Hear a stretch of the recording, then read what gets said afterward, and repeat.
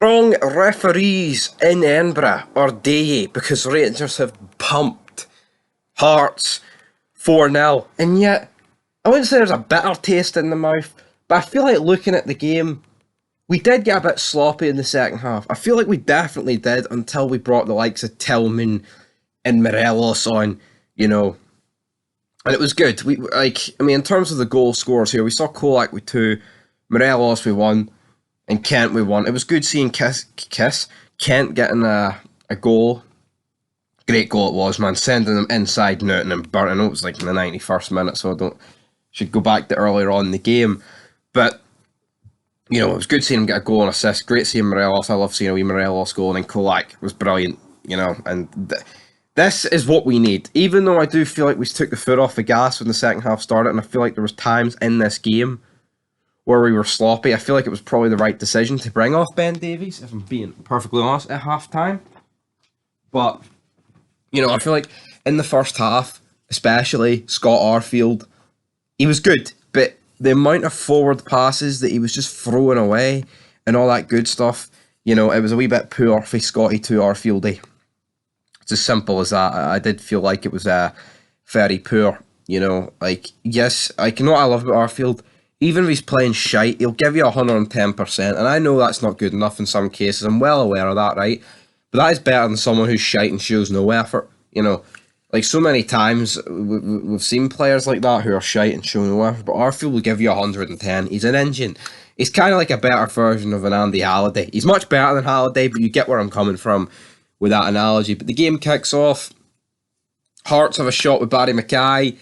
Goes into the gloves of Craig Gordon, Alan McGregor, and also like the team here for like Gio. It was like something you'd see me select an ultimate team. Ben Davies just wung back in there. Good to see him, because we spent a bit of fucking money on him. Matondo thought he had a really good game. It's just not a thrown together team, but it was a couple of weird admissions in there. But got the job done. It won 4-0. He can't complain. The first goal, brilliant cross for Ryan Kent. Kolak finds him. Kent whips it in. Kolak places it. Nay saving. This is what. You know what? I've been critical of Kolak saying that, he doesn't get himself involved in the game, and, he needs to do that more. He can't just rely on passes getting pinged to him.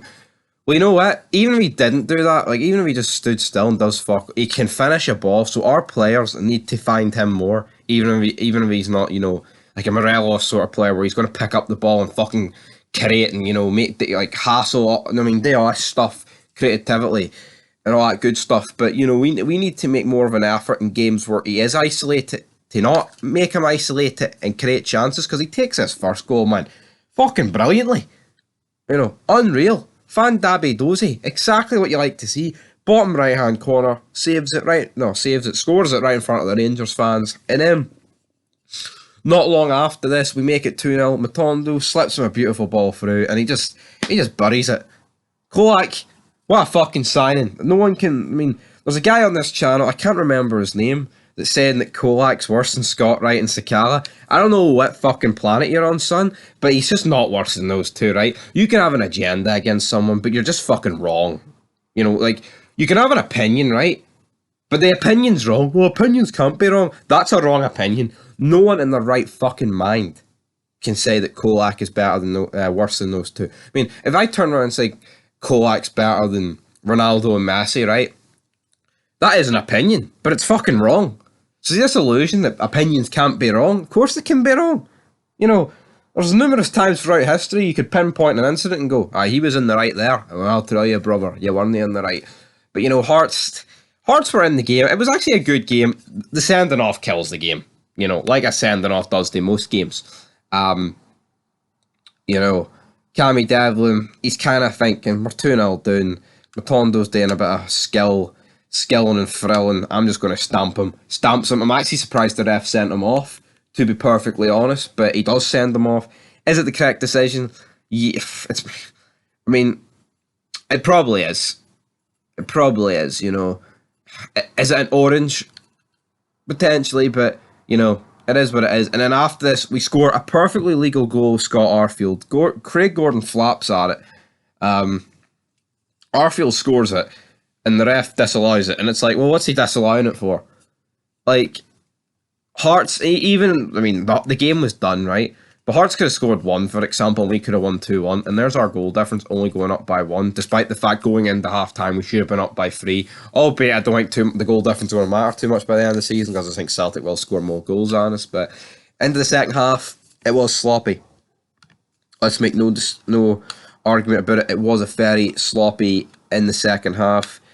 Morelos and Tillman, like I said earlier, changed the game. Morelos gets his goal, and then Ryan Kent gets his wonder goal. Brilliant.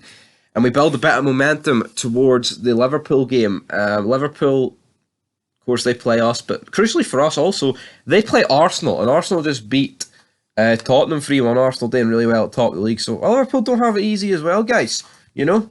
And it's good momentum for that game. And you know what? It's created a few headaches for the manager going to Anfield.